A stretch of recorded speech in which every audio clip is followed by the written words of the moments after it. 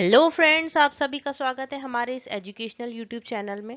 हमारी MP board की series में आज हम पढ़ेंगे क्लास 6 इंग्लिश का चैप्टर 3, जिसका नाम है the king and the spider. इसकी हमने मीनिंग को समझ लिया था। आज हम इसके एक्सरसाइज क्वेश्चंस को सॉल्व करेंगे। अगर आपने लेसन 1 और लेसन 2 के मीनिंग और उनके एक्सरसाइज क्वेश्चंस वाली वीडियो को नहीं देखा है तो पहले जाकर उसे देखकर, जिससे आपकी पढ़ाई एक सीक्वेंशियल वे में चलती रहे। So let's start. First one is read and learn. हमें क्या करना है? पढ़ना है और उसे क्या करना है? लर्न करना है, सीखना है। रन अवे, रन अवे का मतलब होता है भाग जाना। जो राजा के जो सोल्जर्स थे वो क्या हुआ, वो अपने प्राणों की रक्षा के लिए क्या हुए, उन्होंने वो वहां से भाग गए। Run away. Once upon a time मतलब एक समय की बात है। फेल डाउन, फेल डाउन का मतलब क्या होता है? नीचे गिर जाना। गिव अप, गिव अप का मतलब होता है पीछे हटना। मतलब हम क्या कहते हैं, जैसे जब हमारे जीवन में चुनौतियां आती हैं तो हम क्या कहते हैं, हमें उनसे पीछे ना हटके उनका सामना करना चाहिए। तो डोंट गिव अप। तो मतलब डोंट गिव अप का मतलब क्या होता है? पीछे ना हटना। और गिव अप का मतलब होता है पीछे हट जाना। Again and again, again and again का मतलब होता है बार बार। मतलब जब वो मकड़ी फेल डाउन हो रही थी, जब मकड़ी दीवार से गिर रही थी, तो वो बार बार कोशिश कर रही थी दीवार पर चढ़ने की।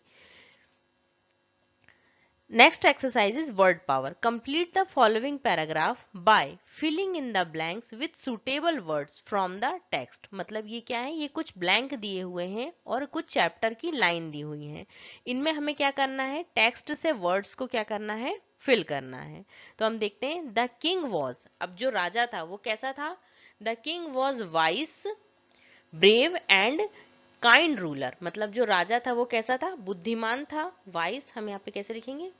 Vice, brave and kind ruler, मतलब एक दयालु शासक था। ही लॉस्ट द बैटल, मतलब वो क्या हुआ था कि वो जो बैटल मतलब क्या होता है? युद्ध। वो युद्ध क्या हो गया था? हार गया था। फिर उसके बाद इस नेक्स्ट क्या है? He had to hide in a cave. यहाँ पे हम क्या लिखेंगे? He had to hide in a cave, मतलब उसने क्या किया था कि वो खुद का कहाँ चला गया था? एक केव मतलब गुफा, गुफा में जाकर छुप गया था। He was, he was very sad and worried, मतलब वो कैसा था? बहुत सैड था, उदास था। और क्या था? वरीड मतलब बहुत चिंतित था। क्योंकि क्या हो गया था? क्यों चिंतित था वो? क्योंकि वो बैटल हार गया था। ही सॉ अ स्पाइडर, उसने क्या देखा? एक स्पाइडर। राजा ने क्या देखा? एक spider. Going up the wall, मतलब वो कहाँ जा रही थी? वॉल पर। At last the spider succeeded. S, succeeded की स्पेलिंग हम कैसे लिखेंगे? SUCCEED, succeeded in climb the wall. यहाँ पे हम क्या लिखेंगे? इन climbing the wall. The king, यहाँ पे क्या लिखा हुआ? द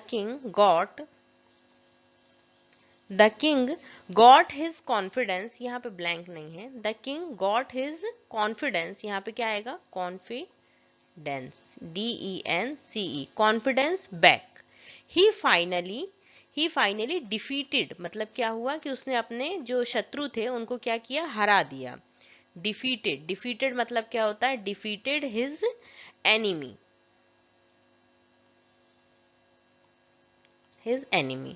आई होप आपको ये समझ में आया होगा। हमने ये जो वर्ड्स हैं चैप्टर से ही उठाए हैं, चैप्टर में दिए हुए थे ये लाइन। इसका पूरा मतलब क्या होगा इसे हम समझते हैं। The king was vice, brave and kind ruler, मतलब जो राजा था वो कैसा था? बुद्धिमान था, बहादुर था और दयालु शासक था। रूलर मतलब शासक।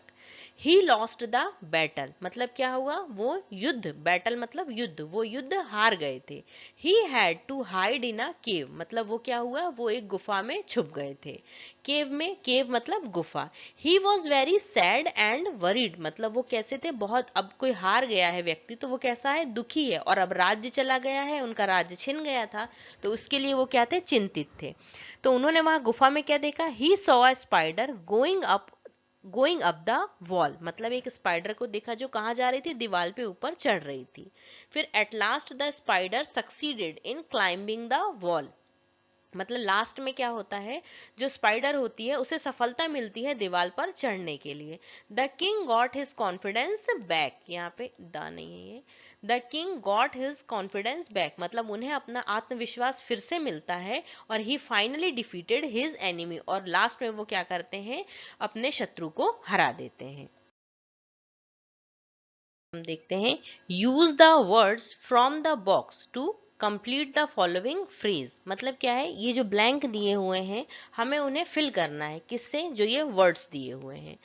इसमें क्या है, जैसे ऐसा दिया हुआ है कि जैसे किसी लोगों का समूह है, जैसे प्यूपल, प्यूपल मतलब क्या होता है, लोगों का, लोग मतलब बहुत सारे लोग, तो बहुत सारे जो लोग होते हैं तो एक समूह बन जाता है, तो उसे हम क्या कहते हैं, बहुत सारे जब लोगों का समूह होता है तो उसे हम क्या कहते हैं। आ ब्लैंक ऑफ बनानास, मतलब जब बहुत सारे बनाना होते हैं तो उसके ग्रुप को हम क्या कहते हैं। आ ब्लैंक ऑफ शीप, मतलब जब बहुत सारी शीप्स होती हैं तो उनके ग्रुप को हम क्या कहते हैं, हमें ये यहाँ पे लिखना है। First one is a blank of people, मतलब जो लोगों की भीड़ होती है तो उसे हम क्या कहते हैं, क्राउड, जब बहुत सारे लोग इकट्ठा हो जाते हैं तो उसे हम क्या कहते हैं, क्राउड। यहाँ पे हम क्या लिखेंगे, CROWD, क्राउड, ये क्या हुआ, क्राउड। फिर जो जब बहुत सारे बनानास होते हैं, बनानास को क्या कहते हैं, बनानास किस में होते हैं, बंच में होते हैं, BUNCH।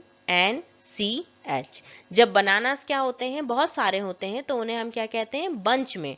फिर उसके बाद जब शीप्स का, जब बहुत सारी शीप्स होती हैं तो उन्हें हम क्या कहते हैं, जैसे बहुत सारी शीप यहाँ पे आपको दिख रहे होंगे तो इसे हम क्या कहेंगे, flock, flock, a flock of sheep.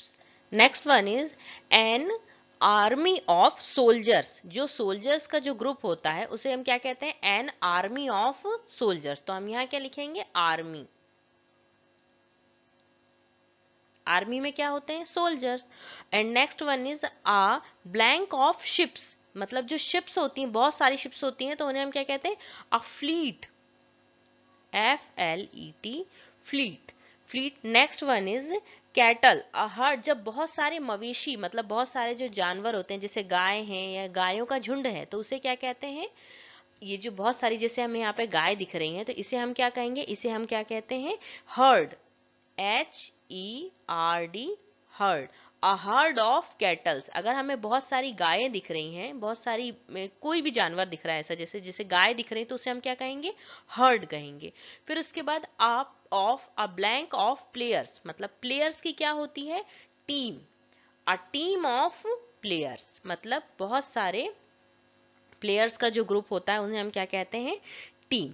फिर उसके बाद a blank of sticks, sticks के जो ग्रुप होता है उसे हम क्या कहते हैं, बंच, ये यहाँ लिखा हुआ है, यहाँ पे क्या लिखेंगे हम, बंच, यहाँ लिख देते हैं BUNCH। Next one is, next में हम क्या लिखेंगे, आ ब्लैंक ऑफ शूज, अब शूज हैं, सॉक्स हैं, वो किस में होते हैं, पेयर में होते हैं, तो हम यहाँ पे क्या लिखेंगे, pair. A blank of stars, तो स्टार्स किस में होते हैं, स्टार्स का क्या होता है, क्लस्टर, जैसे हम ट्रीज के लिए अगर हम कोई वर्ड यूज करेंगे, जैसे बहुत सारे ट्रीज है तो हम उनके लिए भी क्या यूज करेंगे, क्लस्टर, लेकिन ये यहाँ पे किसके लिए आया है, स्टार्स के लिए, तो यहाँ पे हम क्या लिखेंगे, cluster, a cluster of stars. I hope आपको ये समझ में आया होगा कि बहुत सारे जब लोग होते हैं तो उन्हें हम कहते हैं crowds, a crowd of people. जब बनानास होते हैं, बनानास को हम किस में देखते हैं, बंच में होते हैं बनाना। अ फ्लोक, फ्लॉक ऑफ शीप्स, मतलब जब बहुत सारी शीप्स होती हैं तो उन्हें क्या कहते हैं, उनके झुंड को क्या कहते हैं, फ्लॉक कहते हैं। इसी प्रकार से ये सारे हैं। अब नेक्स्ट एक्सरसाइज हम देखते हैं। Our next exercise is write the opposite of these words to complete। हमें क्या करना है, जो ये वर्ड्स दिए हुए हैं इनके अपोजिट वर्ड्स लिखने हैं और इस जो ये दिया हुआ है इसे हमें क्या करना है, कंप्लीट करना है। जैसे फर्स्ट वर्ड क्या है, फेल, फेल का मतलब क्या होता है, मतलब असफल हो जाना, तो इसके लिए हम जो इसका अपोजिट वर्ड होगा फेल का, अगर हम हिंदी में समझे तो क्या होगा, असफल हो जाना, तो इसके लिए हम इंग्लिश में क्या वर्ड यूज करेंगे, सफल, सॉरी हिंदी में क्या वर्ड यूज करेंगे, सफल, तो इंग्लिश में इसका क्या होगा, फेल का सक्सेस, तो हम यहाँ पे लिख देते हैं फेल का क्या होगा, सक्सेस, जो यहाँ पे लिखा भी हुआ है SUCCEED। विन, विन का मतलब होता है जीतना, तो इसका अपोजिट वर्ड क्या होगा, लॉस, नेक्स्ट फ्यू, फ्यू का मतलब होता है बहुत थोड़े से, तो फ्यू का अपोजिट क्या होगा, मैनी। फ्रेंड, फ्रेंड मतलब आपका दोस्त, कोई भी दोस्त हो सकता है, तो इसका अपोजिट क्या होगा, enemy, ENEMY। Next one is weakness, weakness का अपोजिट क्या होगा, ST, strength, STRENGTH, strength.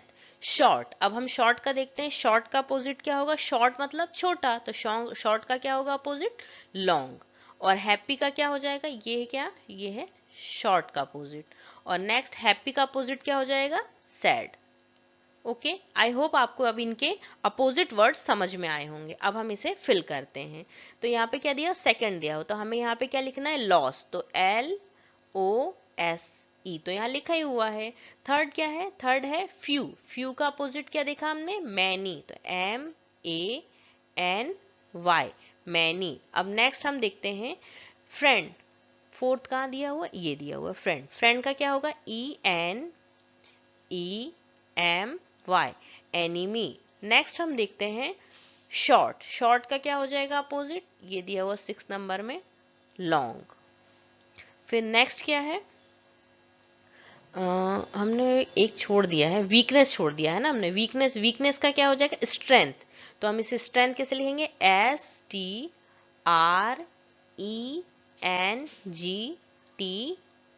Strength. अब नेक्स्ट हम देखते हैं क्या है, हैप्पी, हैप्पी का क्या हो जाएगा, ये कलर दिख नहीं रहा है, SAD, sad. Okay, I hope आपको ये समझ में आए होंगे। आपको इसमें क्या करना है, इनके अपोजिट वर्ड्स को याद करना है। फेल का अपोजिट क्या होगा, सक्सीड। विन मतलब जीतना, तो इसका अपोजिट क्या होगा, हारना, लॉस। फ्यू, फ्यू मतलब बहुत थोड़े से, फ्यू का अपोजिट होगा मैनी। फ्रेंड का एनिमी होगा क्या, फ्रेंड का क्या होगा अपोजिट, एनिमी। वीकनेस का होगा स्ट्रेंथ, शॉर्ट का होगा लॉन्ग, और हैप्पी का सैड। आई होप आपको ये समझ में आए होंगे, इसे आप याद कीजिएगा। Our next exercise is grammar in use.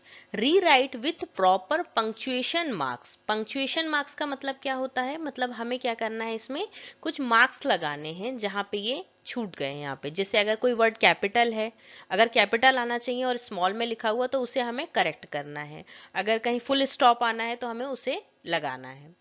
पहले हम इसे रीड करते हैं। महारानी Lakshmibai was a brave queen. She fought against her enemies with great courage and is remembered in Indian history as Jhansi की रानी।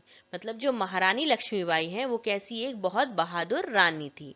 उन्होंने she fought against her enemies, मतलब उन्होंने अंग्रेजों के खिलाफ, जो उनके शत्रु थे उनके खिलाफ क्या हुआ, बहुत सी युद्ध लड़े हैं। विथ ग्रेट करेज मतलब बहुत साहस के साथ में। एंड हिज रिमेम्बर्ड मतलब उन्हें हम कैसे याद करते हैं, इंडियन हिस्ट्री में हम उन्हें झांसी की रानी के नाम से याद करते हैं। आपने सुना भी होगा, खूब लड़ी मर्दानी वो तो झांसी वाली रानी थी। तो इसे हम करेक्ट करते हैं, महारानी लक्ष्मीबाई। तो इसमें हमें क्या मिस्टेक दिख रही है, ये नाम है यहाँ पे, तो ये क्या है, एक प्रॉपर नाउन है। तो प्रॉपर नाउन का जो पहला वर्ड होता है वो क्या होता है, कैपिटल होता है। तो यहाँ पे क्या लिखेंगे, इसमें हम एम कैपिटल करेंगे, इसमें एल कैपिटल करेंगे, और उसमें बी। तो Maharani Lakshmibai was a brave queen. अब यहाँ पे सेंटेंस क्या हो रहा है, खत्म हो रहा है, तो हम यहाँ पे क्या लगाएंगे, फुल स्टॉप। अब फुल स्टॉप के बाद जो पहला वर्ड आता है उसे हम कैसे लिखते हैं, कैपिटल में। तो यहाँ पे शी स्मॉल ना आकर एस जो है वो कैसा आएगा, कैपिटल में आएगा। She fought against her enemies with great courage and is remembered in Indian. अब देखिए यहाँ पे जो ये आई है, यहाँ पे ये भी कैसा आएगा, कैपिटल में आएगा, आई। इंडियन हिस्ट्री एज झांसी की रानी। अब जिसे हम जब किसी को टाइटल देते हैं तो उसे हम कैसे लिखते हैं, कॉमा के अंदर लिखते हैं। ओके, तो ये अब करेक्ट हो गया। अब नेक्स्ट एक्सरसाइज हम देखते हैं, fill in the blanks with and और बट। मतलब हमें क्या करना है, एंड का यूज करना है और बट का यूज करना है, और इस ब्लैंक को क्या करना है, फिल करना है। पहले हम इसे समझते हैं, उसके बाद हम इसे फिल करेंगे।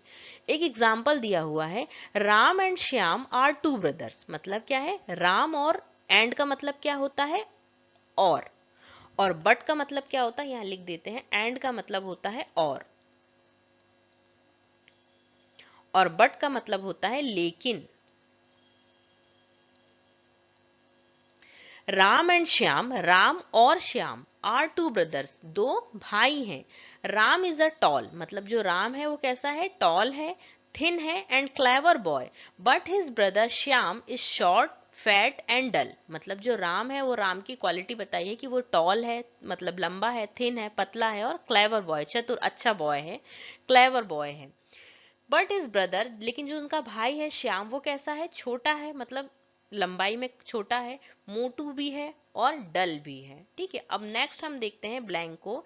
Ram blank Shyam both like to play, मतलब जो राम और श्याम है दोनों को क्या पसंद है, खेलना पसंद है। तो हम यहाँ पे क्या लगाएंगे, at and sorry.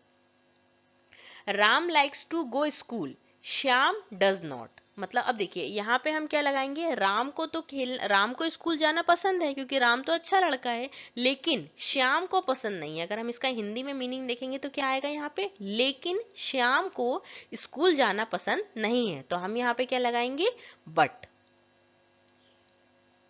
Ram keeps his room neat blank tidy, Shyam keeps his room untidy, मतलब जो राम है वो अपना रूम कैसा रखता है, नीट, मतलब साफ और अच्छा रखता है, लेकिन जो श्याम है वो अपना रूम को अच्छे से नहीं रखता है। तो हम यहाँ पे क्या लगाएंगे, neat and tidy. I hope आपको समझ में आया होगा कि एंड और बट की मीनिंग क्या होती है और कहाँ पे हमें एंड यूज करना है और कहाँ पे हमें बट यूज करना है। अब हम चलते हैं अपनी नेक्स्ट एक्सरसाइज की तरफ।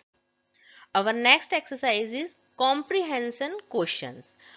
Arrange the following sentence. Arrange मतलब क्या होता है, जमाना। अरेंज मतलब क्या होता है, किसी चीज को अरेंज करना। आप अपने रूम को अरेंज करके रखते होंगे तो उसे ही जमाना कहते हैं, मतलब अपने रूम को सिस्टमैटिक ढंग से रखना। Following sentence in the sequence in which they appear in the story, मतलब इन जो ये सेंटेंस दिए हुए हैं इन्हें हमें क्या करना है, एक सीक्वेंस में जमाना है, जैसे कि ये स्टोरी में, मतलब जो हमने कहानी समझा था उसमें ये हुए थे। तो अब इसे हम देखते हैं कैसे जमाएंगे। देखिए पहले हम इसे पढ़ेंगे, फिर हम स्टोरी को याद करेंगे अपने मन में कि हमने क्या क्या पढ़ा था। कि पहले एक राजा रहता है, वो बहुत बुद्धिमान रहता है, बहादुर रहता है, उसके राज्य में सभी लोग खुश रहते हैं। फिर उसके बाद क्या होता है, एक दिन उस पर कोई आक्रमण कर देता है और वो युद्ध हार जाता है। उसके बाद क्या होता है, वो अपने आप को एक गुफा में छुपा लेता है, वहां वो एक मकड़ी को देखता है। इसी टाइप से हम सारी जो हमारी सीक्वेंस रहती है उनको याद करेंगे। तो हम इन्हें पहले पढ़ते हैं जिससे हमें ये रिमेंबर रहे कि हमें कौन सा पहले जमाना है। The king was sad and worried, मतलब जो राजा था वो क्या था, दुखी था और चिंतित था। Many of his soldiers were killed, मतलब बहुत सारे जो उनके सैनिक थे वो क्या हो गए थे, मारे गए थे। The king was vice brave and kind, मतलब जो राजा था वो कैसा था, वाइस था, ब्रेव था और काइंड था। वाइस मतलब बुद्धिमानी, ब्रेव मतलब बहादुर और काइंड मतलब दयालु। Once a neighbouring king attacked his country, एक बार क्या हुआ, उनके जो पड़ोसी राज्य थे उन्होंने उन पर आक्रमण कर दिया। People were very happy in his kingdom, मतलब जो लोग थे उनके राज्य में, राजा के राज्य में बहुत खुश थे। Once upon a time there was a king, अब इसमें हमें पहला सेंटेंस कौन सा लग रहा है, यही वाला लग रहा है कि हमने पहला पढ़ा था, once upon a time there was a king, मतलब एक राजा था। ठीक है, देयर वॉज अ किंग। अब हम किंग के बारे में बताएंगे तो ये पहले नंबर पे सेंटेंस आएगा। इसे हमें कैसे अरेंज करना है, इसे हम लिखेंगे फर्स्ट नंबर पे। सेकंड नंबर पे हमारा कौन सा आएगा कि राजा के बारे में हम बताएंगे, the king was vice brave and kind, तो ये हो जाएगा हमारा सेकेंड सेंटेंस।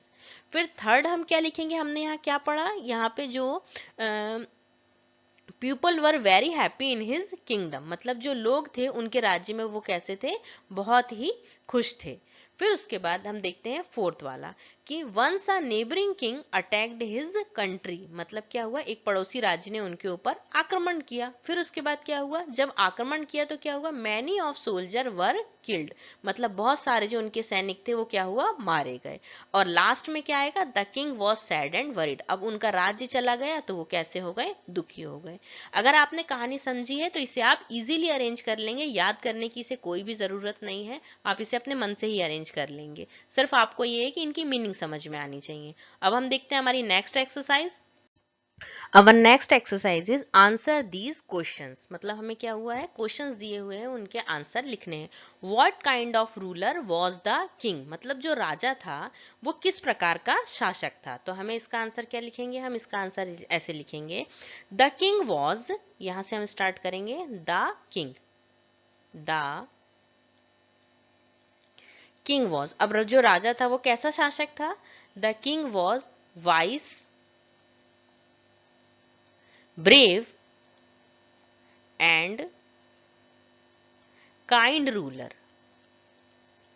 काइंड रूलर मतलब जो राजा था वो कैसा था, बुद्धिमानी था, बहादुर था और एक दयालु शासक था। Who attacked, next one is who attacked his country, मतलब उनके राज्य में किसने आक्रमण किया था। तो इसका आंसर हम क्या लिखेंगे, किसने आक्रमण किया था, आप बताइएगा इसका आंसर कमेंट बॉक्स में। A neighbouring, a N E I, neighbouring king attacked his country, मतलब इसका क्या होगा, अ नेबरिंग किंग, एक पड़ोसी जो राज्य था उन्होंने क्या किया था, अटैक्ड हिज कंट्री। ये हमें इसके पीछे क्वेश्चन से ही लगाना है यहाँ पे। फिर उसके बाद नेक्स्ट क्या है, what happen to the king and his soldiers in the battle. What happen मतलब क्या हुआ था, टू द किंग मतलब राजा के साथ और उनके सैनिकों के साथ। तो हम इसका आंसर क्या लिखेंगे, इसका आंसर हम लिखेंगे the king lost the battle, मतलब क्या हुआ था, जो राजा थे वो क्या हो गए थे, वो युद्ध हार गए थे क्योंकि उनके भाग्य ने उनका साथ नहीं दिया था। The king lost the battle, battle मतलब युद्ध। फिर many soldiers,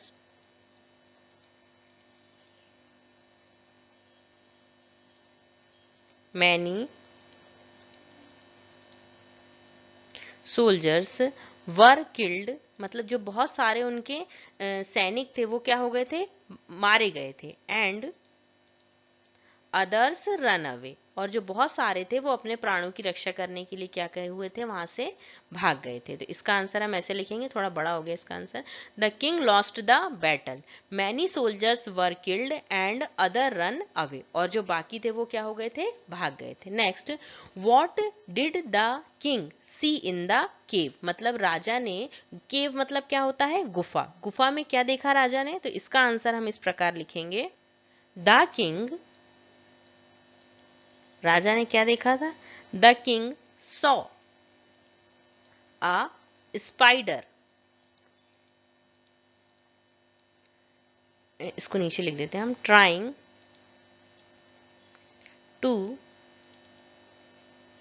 climb up, climb a wall, मतलब उन्होंने क्या देखा, उन्होंने एक मकड़ी को देखा जो क्या कोशिश कर रही थी, दीवार पर चढ़ने की। अब नेक्स्ट क्वेश्चन क्या है, what moral do you get from the lesson. Moral मतलब क्या होता है, शिक्षा, मतलब आपको इस पार्ट से क्या शिक्षा मिलती है, आपको इस पार्ट से क्या शिक्षा मिलती है, कमेंट बॉक्स में जरूर लिखिएगा। द किंग, इसका आंसर हम इस टाइप से लिखेंगे, the king regained the confidence, मतलब क्या हुआ कि राजा ने मकड़ी को देखकर क्या हुआ, उसका आत्मविश्वास फिर से वापस आ गया। तो फिफ्थ का आंसर हम ऐसे लिखेंगे, द किंग रीगेन्ड, गेंड मतलब वापस, पुनः वापस आ गया उनके पास, क्या वापस आ गया, regained his confidence,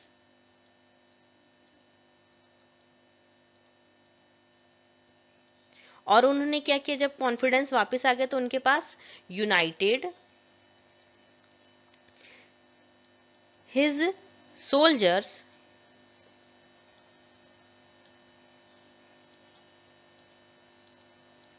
and defeated, ये टी है, डिफीटेड हिज, यहाँ पे लिख देते हैं एनिमी,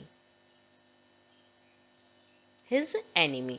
क्या हुआ, the king regained his confidence, मतलब इससे क्या हमें शिक्षा मिलती है कि जो राजा थे उन्होंने क्या किया, उनका कॉन्फिडेंस फिर से वापस आ गया, और United his soldiers and defeated his enemy, उन्होंने मतलब क्या किया कि मतलब फिर से अपने शत्रुओं को हरा दिया। तो हमें क्या इस कहानी से शिक्षा मिलती है कि हमें हार नहीं माननी चाहिए, गिव अप नहीं करना चाहिए, ट्राई अगेन, मतलब जब तक हमें सफलता ना मिले हमें कोशिश करते रहना चाहिए। आई होप इसके आपको क्वेश्चन आंसर समझ में आए होंगे और आपने इन आंसर्स को अपनी कॉपी में भी नोट किया होगा। From the passage, the teacher then writes the answer on the black board, मतलब जो टीचर है वो ब्लैक बोर्ड पे आपके आंसर लिख के देगी आपको। हम इसे पढ़ते हैं। Ravindra Tejpal is about 35 year old. यहां से पढ़ रहे थे हम। Ravindra Tejpal was is about 35 year old. He joined the police force. He joined the police force when he was 25. He likes his job and finds it very interesting. He is Mohinder Tejpal son, मतलब वो क्या है, मोहिंद्र तेजपाल सन। He lives with his parents, 2 sons and wife Monica. Sumant is his elder son and Hemant is the younger one. He works from 8 a.m. to 2 p.m. In the evening, he plays cricket with his son. अब हम इसको समझते हैं। अभी हमने इसकी reading की, अब हम इसे समझते हैं। Ravindra Tejpal is about 35 year old, मतलब जो रविंद्र तेजपाल हैं वो कैसे हैं, 35 साल के कैसे हैं, एक युवक हैं, ठीक है। फिर उसके बाद he joined the police force when he was 24, मतलब उन्होंने क्या किया, उन्होंने पुलिस फोर्स कब ज्वाइन किया, जब वो 25 साल के थे। ही लाइक्स हिज जॉब, मतलब उन्हें अपनी जॉब पसंद है, ठीक है। फाइंड इट वेरी इंटरेस्टिंग, मतलब वो उन्हें कैसी लगती, बहुत इंटरेस्टिंग, रोचक लगती है। He is Mohinder Tejpal son, मतलब वो उनके फादर का नाम क्या है, मतलब जो रविंद्र तेजपाल हैं वो किसके सन है, किसके बेटे हैं, मोहिंद्र तेजपाल के। He lives with his parents, मतलब वो अपने माता पिता के साथ में रहते, पेरेंट्स के साथ में रहते हैं। 2 सन्स, मतलब माता पिता, 2 सन, 2 बेटे और अपनी वाइफ मोनिका के साथ में रहते हैं। ये सभी लोग, एक परिवार साथ में रहता है। Sumant is his elder son, मतलब जो सुमंत है वो क्या है, उनका बड़ा बेटा है, एल्डर मतलब बड़ा। And Hemant is the younger one, मतलब जो हेमंत है वो कैसा है, छोटा बेटा है। ही वर्क्स फ्रॉम 8 AM, मतलब वो कितने समय तक काम करते हैं, 8 AM, सुबह के 8 बजे से दोपहर के 2 बजे तक। In the evening he plays cricket with his son, मतलब शाम के समय वो क्या करते हैं, अपने बच्चों के साथ क्रिकेट खेलते हैं। ये पैराग्राफ को, पैसेज को हमने समझा। अब हम इसके एक्सरसाइज क्वेश्चंस को देखते हैं कि इसमें पैसेज में से टीम ए क्या क्वेश्चन पूछती है।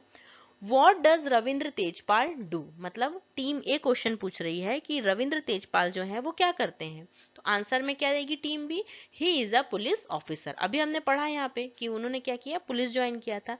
हाउ ओल्ड इज ही, तो हम यहाँ पे इसका आंसर क्या लिखेंगे, he is old 35 years. He is 35 years old, तो हम यहाँ पे क्या लिख देंगे, इसका आंसर ऐसे लिखेंगे, he is 35 years old. What is his father's name, मतलब हमें क्या लिखना है, जो रविंद्र तेजपाल है उनके फादर का नाम क्या है। तो his father name